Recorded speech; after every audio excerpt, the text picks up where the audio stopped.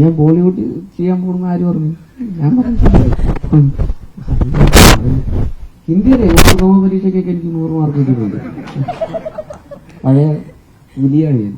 ഇപ്പൊ കുറച്ചുകൂടെ ഹിന്ദി സിനിമ കാണുന്ന ഒരാളാണ്.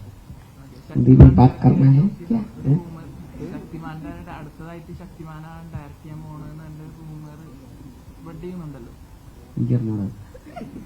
ഞാൻ പണ്ട് കണ്ടിട്ടുണ്ട് ശക്തിമാൻ. നല്ലതാണ്. ഇല്ല, എനിക്കറിയില്ല.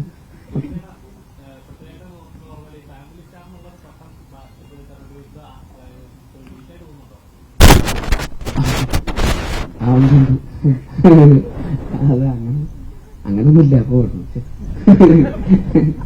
ഭയങ്കര സീരിയസ് ആയിപ്പോയല്ലോ. പൃഥ്വിരാജിന്റെ ഫിലിം അഭിനയിച്ചോണ്ടോ? ഞാനല്ല പാട്ടൊക്കെ പാടിയോ കണ്ടായിരുന്നു. അങ്ങനെയൊന്നുമില്ല. ഇതിപ്പോ എല്ലാവരും ഇത് ഉറക്കം കിട്ടില്ല. അതിന്റെ ഒരു പ്രശ്നമുണ്ട്. നന്നായിട്ട് ഉറങ്ങിയിട്ടൊക്കെ വന്ന ഭയങ്കര കോമഡിയാണ്. അല്ല, ധ്യാനൊക്കെ ആയിട്ട് വരാൻ നേരത്ത് ഭയങ്കര തగ్గടിച്ച് അങ്ങോട്ടും ഇങ്ങോട്ടും നിൽക്കാന്നായിരുന്നു. അത് ഇല്ല, അങ്ങനെയല്ല. പക്ഷെ നിങ്ങളിങ്ങനെ പ്രതീക്ഷയുടെ അമിതഭാരം തരല്ലേ. കഴിഞ്ഞ ദിവസം ഏതൊരു സിനിമയുടെ ഷൂട്ടിന്റെ ഇടയിൽ പ്രാവൻകൂട് ഷാപ്പിന്റെ ഷൂട്ടിന്റെ ഇടയിൽ ഒരു ചേട്ടൻ വന്ന് ഫോട്ടോ എടുത്തു. അപ്പോ ചേട്ടൻ ചോദിച്ചു തൃശ്ശൂരാ ഷൂട്ടിങ്. അപ്പൊ ചേട്ടൻ ചോദിച്ചു ഏത് പടാന്ന് പറഞ്ഞു. ഞാൻ പറഞ്ഞു പ്രാവൻകൂട് ഷാപ്പ്. അപ്പൊ ചേട്ടൻ ഇന്റർവ്യൂ കൊടുക്കണക്കാണ്. അപ്പൊ പടം ഇന്റർവ്യൂവിൽ ഇപ്പൊ അമിത പ്രതീക്ഷയായി തുടങ്ങി. അങ്ങനൊന്നുമില്ല. അതൊക്കെ ഒരു ഫൈനല്ലേ. നിഖില ഇന്റർവ്യൂസിലൊക്കെ പറഞ്ഞു കേട്ടിട്ടുണ്ട് രാജേട്ടന്റെ കൂടെ കുറെ സ്ലോ മോഷൻ സീൻസും കാര്യങ്ങളൊക്കെ ഉണ്ട് എന്ന് പറഞ്ഞു കേട്ടിട്ടുണ്ടായിരുന്നു. അപ്പം രാജേട്ടനിൽ നിന്ന് ഒരു നടി എന്ന നിലയിൽ രാജേട്ടനിൽ നിന്ന് എന്തൊക്കെയാണ് പഠിക്കാൻ പറ്റുക?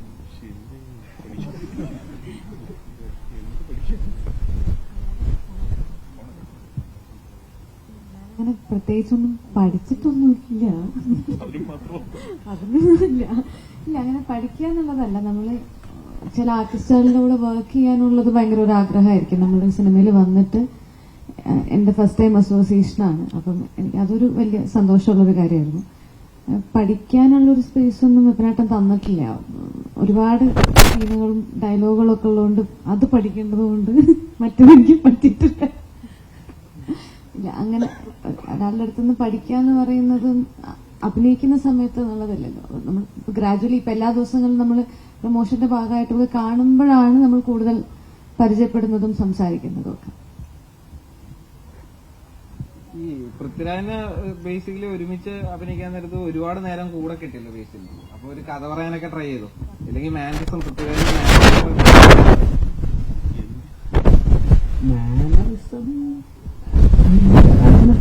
കഥ ഇല്ല. പക്ഷെ എനിക്കിങ്ങനെ ഒരുപാട് ചോദ്യങ്ങളൊക്കെ ചോദിക്കാനുണ്ടായിരുന്നു. എനിക്ക് ആദ്യമൊക്കെ നമുക്കൊക്കെ ഒരു പേടി ഉണ്ടാവുമല്ലോ ഇപ്പൊ അല്ലേ. ഞാൻ അങ്ങനെ അധികം മുമ്പ് ഞാൻ സംസാരിച്ചിട്ടൊന്നുമില്ല. എല്ലാവരും പോലെ തന്നെ വിമാനത്തിന്റെ സംഗതി എല്ലാവരും പറയുന്നുണ്ടല്ലോ. സെൽഫി എടുക്കാൻ പോയതാണ്. ഞാൻ ഒരു ഫോട്ടോ എടുക്കാൻ വേണ്ടി പോയതാ. അപ്പൊ അന്ന് ഒരു പ്രാവശ്യം ഈ സിനിമയ്ക്ക് മുമ്പ് ഒറ്റ പ്രാവശ്യം ഞാൻ രാജുവേട്ടനെ കണ്ടിട്ടുള്ളൂ. അത് വിമാനം എന്ന് പറഞ്ഞ സിനിമയുടെ സെറ്റിൽ ഒരു ഫോട്ടോ എടുത്തിട്ടുണ്ട്. അല്ലാതെ നമ്മള് സിനിമയിലൊക്കെ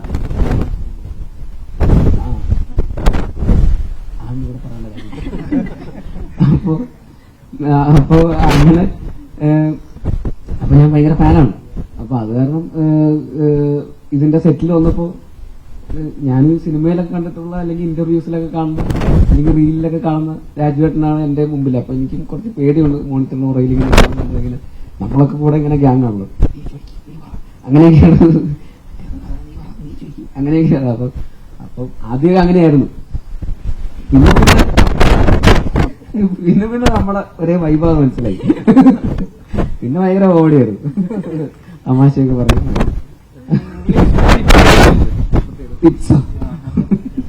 അല്ല, ഞാൻ ഇങ്ങനെ ചോദിക്കും. അല്ല, ഞാൻ നേരത്തെ പറഞ്ഞു ഇന്ന് രാവിലെ കൂടെ ചോദിച്ചത് ഇപ്പൊ യോജിക്കല് തന്നെ ഫുൾ ടൈം ടിപ്സ്. അപ്പോ അല്ല, എനിക്കിതൊക്കെ എങ്ങനെയാ ഇതെല്ലാം കൂടെ മാനേജ് ചെയ്ത് കൊണ്ടുപോകുന്നത്? എങ്ങനെയാ ഇതിന്റെ ഒരു സിനിമ മാത്രം ആലോചിച്ചുകൊണ്ട് ജീവിക്കുന്ന ഒരാളാണല്ലോ. Full time cinema. ഒരുപാട് ഇന്റർവ്യൂസിലൊക്കെ സംസാരിക്കുന്നതും അദ്ദേഹത്തിന്റെ ഒരു വിഷൻ ഒരു മലയാള സിനിമയെ റെപ്രസെന്റ് ചെയ്യുന്നു, ഒരു ബ്രാൻഡ് അംബാസഡർ എന്നൊക്കെ രീതിയിൽ പുറത്തേക്ക് അതിനൊക്കെ ഇതൊക്കെ അങ്ങനത്തെ ആസ്പിറേഷൻസ് ഉള്ള ഒരാൾ. ഇതൊക്കെ എനിക്കും ഭയങ്കര, ഞാനും അങ്ങനെ കുറച്ച് അംബീഷ്യസ് ഒക്കെ ഉള്ള ഒരാളാണ്. അപ്പൊ എനിക്കും ഈ പറയുന്ന ഭയങ്കര റിലേറ്റബിൾ ആണ് അങ്ങനത്തെ കുറെ കാര്യങ്ങളൊക്കെ. അപ്പൊ എനിക്ക് ആഗ്രഹമുണ്ട് ഇതൊക്കെ എങ്ങനെയാ ഇതൊക്കെ കൂടെ മാനേജ് ചെയ്ത് എങ്ങനെയാ കൊണ്ടുപോകുന്നത്, കണ്ടിന്യൂസ്ലി ഇങ്ങനെ കൺസിസ്റ്റന്റ് ആയിട്ട് ഇതെല്ലാം മാനേജ് ചെയ്ത്. പിന്നെ അവിടെ എങ്ങനെയാ, അവിടുത്തെ വർക്കിംഗ് എങ്ങനെയാ, ഇവിടെ എങ്ങനെയാ, ഇവിടുത്തെ സ്റ്റൈൽ എങ്ങനെയാ, ഇങ്ങനെയൊക്കെ ആയിട്ട്. പിന്നെ പഴയ കഥകൾ, ഒരുപാട് സിനിമകളിലെ കഥകളും തമാശകളൊക്കെ അങ്ങനെയൊക്കെ. ചെറിയ പ്രായത്തിൽ സിനിമയിൽ അഭിനയിക്കാൻ തുടങ്ങിയ ഒരാളെന്നുള്ള രീതിയിൽ ഇത്രയും വർഷത്തെ എക്സ്പീരിയൻസ് ഉണ്ടല്ലോ. അപ്പോൾ ഫിലിമിൽ ഷൂട്ട് ചെയ്യുന്നു, ഡിജിറ്റലിലേക്ക് വന്നപ്പോൾ അത് ഷൂട്ട് ചെയ്യുന്നു, പല പല ആർട്ടിസ്റ്റുകളുടെ കൂടെയും പല ഡയറക്ടേഴ്സിന്റെ കൂടെയൊക്കെ ഒരുപാട് സിനിമകൾ വർക്ക് ചെയ്തിട്ടുണ്ട്. തെലുങ്കിൽ ചെയ്യുന്നു, ഹിന്ദിയിൽ ചെയ്യുന്നു, അങ്ങനെ പല ഭാഷകളിൽ ചെയ്യുന്നു. അപ്പൊ എല്ലാത്തിനെ കുറിച്ച് നമുക്ക് കുറെ കാര്യങ്ങൾ, കഥകളൊക്കെ ചോദിക്കാനുണ്ട്. അവരൊക്കെ എങ്ങനെയാ ഇതിന്റെ പരിപാടി, ഇവരെങ്ങനെയാണ് പ്രശാന്തിയിലെ ഇങ്ങനെയൊക്കെ നമുക്ക് അപ്പൊ അങ്ങനെ ഒരുപാട് ചോദിക്കാനുണ്ട് ആക്ച്വലി. അപ്പൊ അങ്ങനെ ഞങ്ങൾ ഇടയ്ക്കിടയ്ക്ക് ഇങ്ങനെ ടിപ്സ് ചോദിക്കാറുണ്ട്. എനിക്കല്ല ബേസിൽ ഒരുപാട് വർക്ക് ചെയ്ത് ഇങ്ങനെ ടയർഡൊക്കെ ആയിരിക്കില്ലെങ്കിൽ ഒരുപാട് കാര്യങ്ങളൊക്കെ ഏറ്റെടുത്ത് ചെയ്യാൻ നേരത്ത് വിനീഷിനെ വിളിച്ചിട്ട് ചോദിക്കും ഇനി ഓക്കെ അല്ലേ എന്നിങ്ങനെ ചോദിക്കുമെന്ന് പറഞ്ഞിട്ടുണ്ട്. അതൊക്കെ നമ്മുടെ പൃഥ്വിക്ക് പറ്റിയ സംഗതിയാ. ഈ എല്ലാം കൂടെ ആ പരിപാടിയാണോ ഈ പറഞ്ഞിരുന്നത്? പറഞ്ഞു വിനീതേട്ടൻ പറഞ്ഞു. അതായത് വിനീതേട്ടൻ ഈ പറയുന്ന പോലെ ഞാൻ എന്താ കുറെ എല്ലാം കൂടെ ആയിട്ട് ഞാൻ ഭ്രാന്തായിട്ടിരിക്കുമ്പോ ഒരു വിനീതേട്ടൻ എന്റെ അടുത്ത് വിളിച്ചിട്ട് ഒരു ദിവസം നീ ഓക്കെ ആണോ, എല്ലാവരും എന്തെങ്കിലും ഡേറ്റ് മറ്റേത് അതെപ്പോ വരും ഇപ്പൊ വരും എങ്ങനെയൊക്കെയാണല്ലോ ചോദിക്കുക.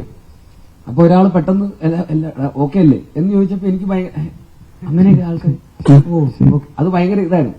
അപ്പൊ അതിനെക്കുറിച്ച് വിനീതേട്ടൻ ഒരു ഇന്റർവ്യൂവിൽ പറഞ്ഞു. അപ്പൊ അതിൽ വിനീതേട്ടൻ സംസാരിച്ച എല്ലാവർക്കും പൃഥ്വിരാജ് ആവാൻ പറ്റൂല്ലോ, അതുകൊണ്ട് ഞാൻ അവന്റെ അടുത്ത് ഓക്കെ ആണോ എന്ന് ഞാൻ ചോദിച്ചു എന്ന് അങ്ങനെ പറഞ്ഞായിരുന്നു. അപ്പൊ അതൊക്കെ തന്നെയാണ് എനിക്ക് പറയുന്നത്, എങ്ങനെയാണ് അങ്ങനെ ആവുന്നത്.